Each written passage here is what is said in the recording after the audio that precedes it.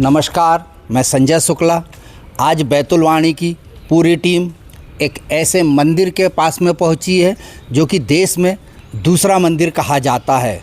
छिन्न माता मस्तिका मंदिर पे हम पहुंच चुके हैं। अब हम यहां पर मंदिर के विषय में और माता जी के चमत्कारों के विषय में विस्तार से चर्चा करेंगे।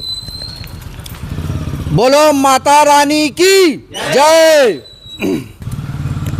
तेरे दर पे आया हूँ, तेरे दर पे आया हूँ, मेरी भी मुराद सुन ले माँ। तेरे दर पे आया हूँ, मेरी भी मुराद सुन ले, और हम सभी भक्तों की आपके आशीर्वाद से झोली भर दे, आपके आशीर्वाद से झोली भर दे। छिन्न माता मस्तिका मंदिर के बारे में वैसे तो कई कथाएं प्रचलित है, लेकिन हम यहाँ पर मंदिर के पुजारी और इस ट्रस्ट के अध्यक्ष से भी मुलाकात करेंगे और उनसे माता जी के चमत्कार और ये मंदिर की स्थापना कैसे हुई, मूर्ति प्रतिमा की स्थापना कैसे हुई, ये विचार कैसे मन में आया, इस संबंध में हम तमाम चर्चा करेंगे। बैतुलवाणी की टीम छिन्न माता मस्तिका मंदिर में पहुंच चुकी है। ये देखिए, यहाँ पर सभी मंदिर के ट्रस्ट, माता जी के भक्त और ट्रस्टी वगैरह सब खड़े हैं। हमारे सामने ये माता जी की प्रतिमा है जो आप देख सकते हैं। छिन्न माता मस्तिका मंदिर है जो कि देश में दूसरा मंदिर कहा जाता है। इस मंदिर के चमत्कारों के बारे में हम विस्तार से चर्चा करेंगे। जय माता दी। बोलो छिन्न माता मस्तिका मंदिर की जय। बोलो छिन्न माता की जय। ऐसा कहा जाता है कि हजारों साल पहले जब राक्षसों से यानी दानवों से देवता और मानव दोनों परेशान हो चुके थे, पृथ्वी पर स्वर्गलोक में सब जगह त्राही त्राही मची हुई थी। उस समय शक्ति जो कि पार्वती जी का रूप है, उन्होंने माता छिन्न मस्तिका का रूप धारण किया था और असुर और दानवों का अंत करने में महत्वपूर्ण भूमिका निभाई थी। माता जी की ऐसी विलक्षण प्रतिमा आपको बेहद कम ही दिखाई देगी। ऐसा भी ये भी कहा जाता है कि कामाख्या पीठ के बाद दूसरा मंदिर झारखंड राज्य की रांची राजधानी से 80 किलोमीटर दूर रामगढ़ जिले के रजुरप्पा में स्थित है। इसके अलावा दूसरा मंदिर बैतुल में स्थापित किया गया है, जिसमें माता रानी की धूमधाम से स्थापना की गई है। माता रानी की प्रतिमा की स्थापना कैसे हुई, क्यों हुई, किस कारण से हुई, इस संबंध में हम माता जी के मंदिर के जो पुजारी हैं पंडित आनंद अग्रवाल जी, ये व्यवस्थापक भी हैं जो कि पूरी यहाँ की व्यवस्था देखते हैं, इनसे हम विस्तार से चर्चा करेंगे। आपका बहुत बहुत स्वागत है और हमें मंदिर के बारे में बताइए और माता की प्रतिमा के बारे में बताइए। कि सबसे पहला प्रश्न तो हमारा यही है कि छिन्न माता मस्तिका जी की प्रतिमा को स्थापित करने का विचार कैसे मन में आया? जी, बहुत बहुत धन्यवाद। आपके चैनल को मैं बहुत बहुत धन्यवाद देना चाहूँगा। ये जो काशी तालाब, यहाँ पे जो पानी भरा हुआ सरोवर है, ये तालाब में इसका तालाब का पानी कभी सूखता नहीं है। इस तालाब के पानी में जो भोपाली मेले में बैलगाड़ी से एक समय जाते थे, जब अपन पैदा नहीं हुए तो बहुत पूर्वज थे, उस समय बुजुर्गों को कुछ शक्ति का ऐसा आभास हुआ कि यहाँ कुछ अनुपम शक्ति है, दिव्य शक्ति है जो अपने को यहाँ अपने ओर खींचती है। वो भी जो उपासक होते थे, सेवक होते थे, उन्हीं को उस चीज़ का एहसास होता था। तो फिर विचार आया कि आप जगदम्बा के रूप में हो कि देवता के रूप में हो, हमें ऐसा कुछ ऐसा संकेत मिले। तो जब वो संकेत मिला कि तो जगदम्बा का रूप मिला, तो जगदम्बा के संकेत अलग ही झलकते हैं। ये माँ है, बच्चे के रूप में, कन्या के रूप में। तो फिर विचार आया कि इतने जल के गहरे पानी में तो कोई पूजा करने जाएगा ही नहीं, तो फिर क्या करें। मैया आप किनारे आओ, आप तो जग का कल्याण करने आई हो, संसार को तारने आई हो। तो उस समय किनारे लाके मैया को एक वृक्ष लगा के, जो तत्काल उस समय उपस्थित था, वो एक पौधा मिला इमली का। तो इमली के पौधे में मैया का आह्वान करके, विराजमान करके, तो ये प्रेरणा की यहाँ माँ विराजमान हो गई है। और हकीकत में वो जो इमली का जो वृक्ष था, वो जैसे जैसे अनुपम बढ़ता गया, उसमें माँ अपना दिव्य रूप में बिल्कुल बढ़ते चली गई। और एहसास कराते कई भक्तों को कि मैं यहाँ विराजमान हूँ। तो फिर बचपन में जब मैं छोटा था तो मैं यहाँ खेलने आया करता था, तब मेरे को ऐसा एहसास हुआ कि यहाँ जगदम्बा है। तो वहाँ से मेरी प्रेरणा जागी कि मेरे को यहाँ पे जो भी जगदम्बा है उनको विराजमान करना है। तो मेरे को ऐसा हल्का सा एहसास हुआ कि यहाँ पे ये सिर कटा वाला जगदम्बा का स्थान है। तो मैं पहचान नहीं पा रहा था कि ये सिर कटा वाला जगदम्बा ऐसी दुनिया में होती है कि नहीं होती है। लेकिन ये सब समझने के लिए मेरे को 7-8 साल लग गए। जब समझ में आया कि ये 10 महाविद्या में 5वां स्थान है, छिन्न मस्तिका माता है, तो फिर उस जब से प्रेरणा जागी, फिर हमने संकल्प लिया कि माँ को हम विराजमान करेंगे। उसमें अनेक हमारी परीक्षाएं हुई, विषम परिस्थिति में होने के बाद फिर हमने प्रयास किया और माँ की अनुपम दया बनी और धीरे धीरे योग ऐसे बनते चले गए कि हमने माँ को यहाँ पे फिर भव्य प्राण प्रतिष्ठा के रूप में विराजमान किया। ये बताओ पंडित जी, मतलब जैसा आपने अभी कहा कि यहाँ पर जो छोटा भोपाली, अपने छोटे महादेव जो हैं भोपाली में, वहाँ लोग बैलगाड़ी से जाते थे तो यहाँ पर विश्राम करते थे इस काशी तालाब के पास में जी। उनको ऐसा कुछ एहसास हुआ या हम ये कह ले कि उनको आभास हुआ या चमत्कार जी, जी, जी। ऐसा क्या चीज उनको मतलब आप सही बोल रहे हो। ये उस समय क्या होता था कि वो यहाँ खाना बनाने के लिए पानी वाली जगह पे रुकते थे जी। वो खाना बनाते थे, उनकी भोजन प्रसादी की तैयारी यहाँ होती थी। तो उनके पास एक ऐसी चीज़ें थी कि यानी हम प्रार्थना करेंगे तो उनके पास बनाने के बर्तन नहीं हुआ करते थे। तो तालाब में जब वो प्रार्थना करते थे, जो उनकी विधि रहती थी, तो उनको कांसे के बर्तन मिला करते थे। तो वो कांसे के बर्तन से वो ले लेते थे, इसमें पानी में ऊपर आते थे और वो बर्तन लेने के बाद वो अपना भोजन बना के और मान धो के वापस उसी में कर देते थे। मतलब वो इसीलिए इसका नाम काशी तालाब। और काशी बनारस के महाराज भी यहाँ पे आके रुका करते थे। उन लोगों ने भी यहाँ साधना करते थे, जैसे खेड़ी ताप्ती जाते थे, बारालिंग जाते थे, तो कुछ उनके साथ के लोग यहाँ पे भी आराधना करते थे, इसलिए इसका नाम काशी तालाब पड़ा। तो ये तो तालाब के बारे में जैसे आपने बताया कि यहाँ पर आके जब वो रुकते थे, माता जी के बारे में उनको क्या संकेत मिल रहे थे कि यहाँ पर कुछ दिव्य शक्ति ऐसी है जिसकी मतलब जो हमको एहसास कराती है यहाँ पर कि उसकी मौजूदगी है? जब शरीर में पीड़ा होने लगती है तो माँ, बच्चा बिलख कर रोने लगता है तो माँ को ही याद करता है जी। तो उस पीड़ा को हरने वाली जगदम्बा ही होती है। तो उस पीड़ा को जो तत्काल उसका निवारण कर दे और उसको दर्द से निजात दिला दे और उसको सहानुभूति मिल जाए तो वो तो माँ ही हो सकती है। तो वो उसी संकेत से मिला कि यहाँ माँ है। जैसे आपने बताया कि यहाँ एक इमली का पेड़ जी था, बाद में लगाया था, वहाँ पर क्या कुछ माता जी की कुछ ऐसा हाँ, मतलब प्रतिकृति टाइप का कुछ जो तालाब में से हमको फर्स्ट डुबकी में जो पत्थर मिला था वो मैया के स्वरूप में मिला था, जो दुर्गा माता जी के साथ में यहाँ पे विराजमान है। जैसे आपने बताया था उसमें गर्दन वगैरह नहीं हाँ, थी। वो वाली आकृति एक झलकी थी। हाँ। और एक ऐसी प्रतिमा जो थी, जो वो है नहीं अभी, वो हम दिखा भी नहीं सकते। वो जो प्रतिमा थी, उस प्रतिमा में शीश नहीं था। अच्छा। वो बहुत छोटी थी और वो पुरातत्व विभाग के हिसाब से अगर देखा जाए तो वो किसने बनाया, कहाँ से बनी, हम भी उसका आकलन नहीं कर सकते थे। बहुत पुरानी, यानी अंदाज हो सकता है कि 400-500 साल पुरानी हो सकती है। जैसा आपने बताया कि वो जो प्रतिमा थी, उसके बाद आपको 8 साल लग गए ये रिसर्च करने में या सोचने में, समझने में, जानने में, पहचानने में कि हकीकत में ये प्रतिमा है किस चीज की, है ना? तो फिर आपने जो 8 साल का समय था वो कैसा गुजारा आपने? फिर मैं सेवा करता था, मैया का श्रृंगार करता था। उसी पत्थर का? नहीं, उस पत्थर पे मैं पूजा करता था, दिया बत्ती करता था। नवरात्र आती थी, मैं पूजन करके चला जाता था।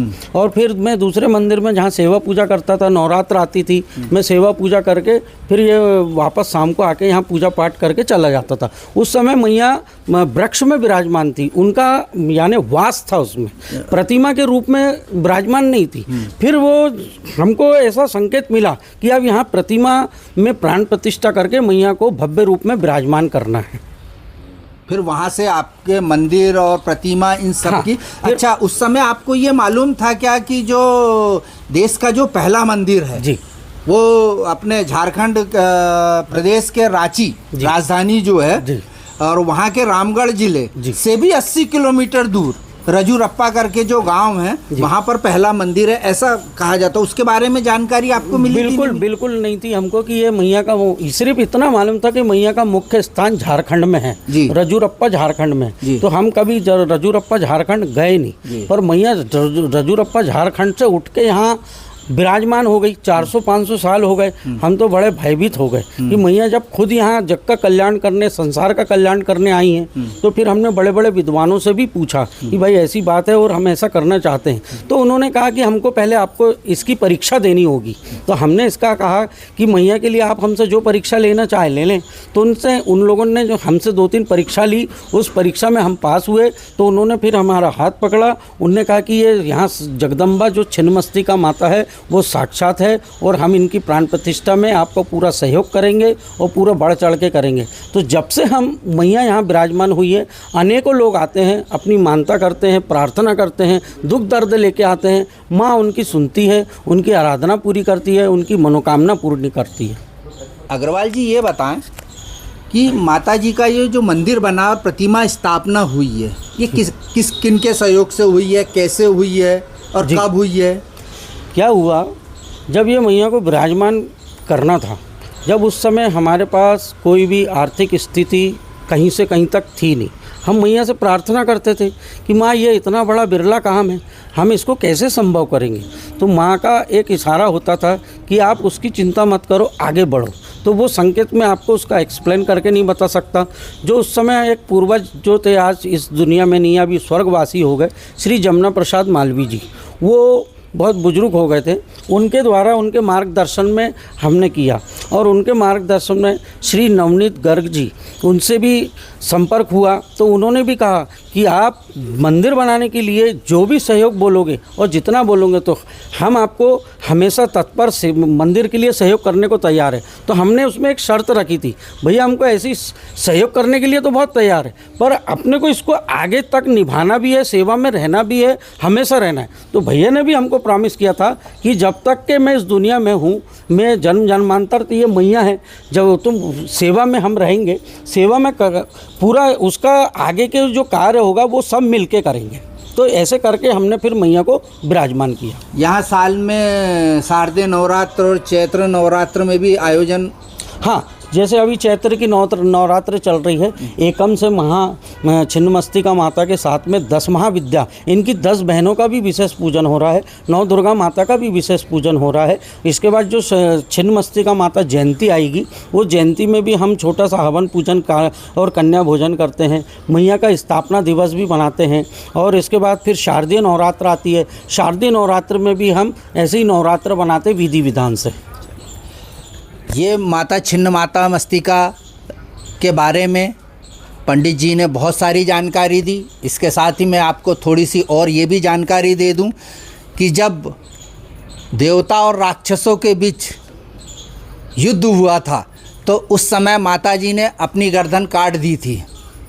माता जी की जो दोनों सहायिकाएँ हैं, इन सहायिकाएँ माता जी के रक्तपान करते हुए प्रतिमा में दिखाई देती हैं। इसीलिए छिन्न माता जी को चंडिका के रूप में भी जाना पहचाना जाता है। आइए अब हम यहाँ माता जी के कुछ भक्तों से चर्चा करते हैं, उनसे ये जानने का भी प्रयास करेंगे हम कि माता जी के उनने क्या चमत्कार देखे, क्या महसूस हुआ उनको। आपका नाम क्या है? चंद्रशेखर साहू। आप बताइए कि माता जी के बारे में आप क्या कहना चाहेंगे कि कब से जुड़े हो आप यहाँ पर? देखिए, इस स्थान से जुड़े हुए लगभग 5 वर्ष हो गए हैं और बैतूल शहर में एक बहुत ही शांत वातावरण और दिव्य वातावरण वाला स्थान है, क्योंकि ये यहाँ पर चारों तरफ आपको एक तो हरियाली देखने के लिए मिलेगी, दूसरी चीज़ जैसा हमारे शास्त्रों में वर्णित होता है कि जहाँ पर तीर्थ होता है वहाँ पर की अनुभूति एक अलग ही होती है। तो यहाँ पर एक बहुत ही प्राचीन 400-500 वर्ष प्राचीन पुराना तालाब है, इसके बाजू में माता विराजमान है। और ये मेरी खुद की एक अनुभूति है, जब यहाँ पर आप कोई पाठ करेंगे या आप कोई माता की पूजा करेंगे तो आपको एक अलग ही अनुभूति एहसास होती है, क्योंकि माता यहाँ साक्षात रूप में विराजमान है। 10 महाविद्याओं में माता पंचम स्वरूप में पूजी जाती है और छिन्नमस्तिका इनका नाम है। माता इतनी करुणा की धनी है, क्योंकि इनकी जो कथा है वो इस प्रकार है कि माता जब अपनी सहचरियों के साथ विचरण करने जा रही थी तो उनकी जो सखियाँ थी जया और विजया, उनको जब प्यास लगी तो उन्होंने माता से भोजन मांगा तो माता ने कहा कि कुछ ही दूर में हम पहुंच जाएंगे, उसके बाद में आपको भोजन मिल जाएगा। लेकिन उनकी जो सहचर्या थी, उनको इतनी तेज़ प्यास लगी थी कि वो माता से बोलने लगी कि मुझे अभी चाहिए। तब माता ने देखा कि वहाँ पे कुछ भी नहीं था, तो माता ने कोई क्या दे सकता है, माता ने अपने शीश को धड़ से अलग किया और उसमें से 3 धाराएँ निकली। एक धारा जया, एक धारा विजया और तीसरी धारा का पान स्वयं माता छिन्नमस्तिका ने किया। और उसके बाद से ही माता का ये स्वरूप 10 महाविद्याओं के रूप में पूजा जाता है। और माता यहाँ पर बैतूल शहर में हमारे विराजमान है, ये हमारे लिए एक बहुत ही सौभाग्य की बात है। और इस धाम की अगर, इस प्लेस की अगर आपको महिमा जानना है तो आप यहाँ पर आकर इसका अनुभव कर सकते हैं, क्योंकि ये बहुत ही शांत प्लेस है। और आप आएंगे तो आपको एक एनर्जी तो यहाँ पर महसूस होगी, आपको लगेगा कि यहाँ कुछ तो है, क्योंकि यहाँ पर पूजा पाठ करते समय आपको एक बहुत ही अद्भुत अनुभव होगा। ये बहुत ही शानदार प्लेस है। तो मेरा आपसे निवेदन है, आप जब भी बैतूल आए या फिर आप बैतूल के आसपास से कहीं हैं तो एक बार आकर यहाँ पर ज़रूर दर्शन करें। जय माता दी, जय माँ छिन्नमस्तिका। क्या नाम है आपका? जितेंद्र साहू। बताइए आपको क्या अनुभव हुए हैं? मेरा अनुभव ये है कि मैं इस मंदिर से पंडित अग्रवाल जी के साथ में आता था। 18-20 साल हो गए आते आते। तो यहाँ कुछ नहीं था, इमली का पेड़ ही था। तो धीरे धीरे जुड़ते जुड़ते यहाँ रहना चालू किया, पूजा पाठ करनी चालू की। और माता ने इतना दिया, पहले कुछ नहीं था। भगवती की ऐसी असीम कृपा रही, जो भी मांगा तो उसका पूर्ण किया। और आज उसी के सहारे हम चल रहे हैं। मतलब अपनी झोली, हाँ, अपनी झोली छोटी पड़ गई, माता ने भरपूर दिया। नहीं तो कुछ नहीं था हमारे पास में। चलिए, क्या नाम है आपका? मेरा नाम प्रकाश चंद पवार जी, बैतूलगंज। माता जी के बारे में कुछ अगर बताइए कुछ। माता जी के बारे में यही है कि माता जी बहुत अच्छा स्थान है और हमारा दिल जब भी बोलता है तो हम यहाँ दर्शन करने के लिए माता जी हमको बुला लेती है और हम आ जाते हैं। जय माता दी। जय माता दी। पैदल चलते हुए आते हैं जी। क्या नाम है आपका? कंचन साहू। माता जी के बारे में कुछ बताइए, क्या आपको अनुभूति हुई है? इस यहाँ पर आते हो आप, हमेशा आते हो? मैं यहाँ सेवा करती हूँ माता जी की। जी, सेवा करना तो सबसे बड़ा कर्म कहा जाता है। तो आपको कैसा लगता है यहाँ पर? यहाँ पे बहुत अच्छा लगता है। और कोई अनुभूति ऐसी हुई है जो आपको लगता है कि मेरे घर परिवार में सुख शांति समृद्धि की वृद्धि हुई है, ऐसा कुछ? हाँ, हुई है। चलिए, आपका क्या नाम है? नीतू सेंगर। जय माता दी। जय माता दी। बस माता के बारे में क्या कहूँ कि जो मांगा है माँ से, माँ ने सब दिया है। माँ ने सारी मनोकामना पूरी। सारी मनोकामना जय पूरी। माता दी। प्रेम से बोलो जय माता दी। बताइए माता जी के बारे में। 2017 में यहाँ स्थापना हुई है मूर्ति रूप में, तब से ही हम लोग जुड़े हुए हैं। शुरू में जैसे सबने बताया कि यहाँ एक इमली का बड़ा पुराना पेड़ था, और ख़ासियत ये भी है कि ये मंदिर बनने के कुछ समय बाद वो अपने आप यहाँ से झाड़, वो वृक्ष हट गया है। हट गया, हाँ। और धीरे धीरे इसमें ये सब बढ़ता गया और बहुत लोगों ने सहयोग दिया मंदिर के स्थापना में। और मुझे पंडित आनंद अग्रवाल जी और जमुना प्रसाद जी जो बाबूजी कहलाते थे, वो उनका देहावसान हो गया है। उन लोगों के साथ हम जब पहली बार आए तो यहाँ पूरा सुनसान था, पत्थर गोटे पड़े हुए थे और यहाँ इमली के झाड़ के नीचे कुछ नहीं था। कुछ सामान रखा हुआ था मूर्तियों के रूप में छोटी छोटी। और ये ऐसा बताया कि यहाँ पर ये 400 साल से माता यहाँ पर थीं। और जानकार लोग ये भी बोलते हैं कि तालाब वो रेलवे की बाउंड्री तक था। रेलवे की जो ये अधिकारी की ये बाउंड्री वॉल है घर की, धीरे धीरे तालाब भी छोटा होता गया है। आप तो जानते हैं कि अतिक्रमण और होता है, वैसे भी सब भराई हो रही है। तो वो मूर्ति यहाँ स्थापना होने का ये भी एक बहुत बड़ा कारण है कि माता यहाँ पर पहले से विराजमान थीं, स्थापित थीं। और उनको मूर्ति का रूप और स्थापना हमारे सहयोगियों और सबने मित्रों ने और ये जो भक्त लोग हैं इन्होंने दिए हैं। और मूर्ति मंदिर की स्थापना में भी बहुत सारे निर्माण में जिनसे भी हम लोगों ने सहयोग मांगा, सबने सहयोग दिया है खुले मन से। और अब पंडित आनंद अग्रवाल लंबे समय से, जिस दिन से स्थापना हुई है, प्रतिदिन यहाँ पूजन पाठ और बड़ी मतलब श्रद्धा से और पूरी व्यवस्था से और पूरे नियम कायदे से यहाँ पर पूजा पाठ की जाती है। और नवरात्र में यहाँ भंडारे होते हैं, जिसमें बड़ी संख्या में हमारे श्रद्धालु भाई बहन उपस्थित होते हैं। बोलो माता जी की। जब भी बैतूल और नागपुर 4 लेन पर स्थित बैतूल ज़िला, यहाँ पर काशी तालाब के पास में छिन्न माता मस्तिका मंदिर स्थित है। जब भी आप हाईवे से गुजरें तो एक बार समय निकालकर परिवार सहित छिन्न माता मंदिर में ज़रूर आएं। निश्चित रूप से हमारा दावा है कि आपकी मनोकामना माता रानी जरूर पूर्ण करेगी। प्रेम से बोलो जय माता दी।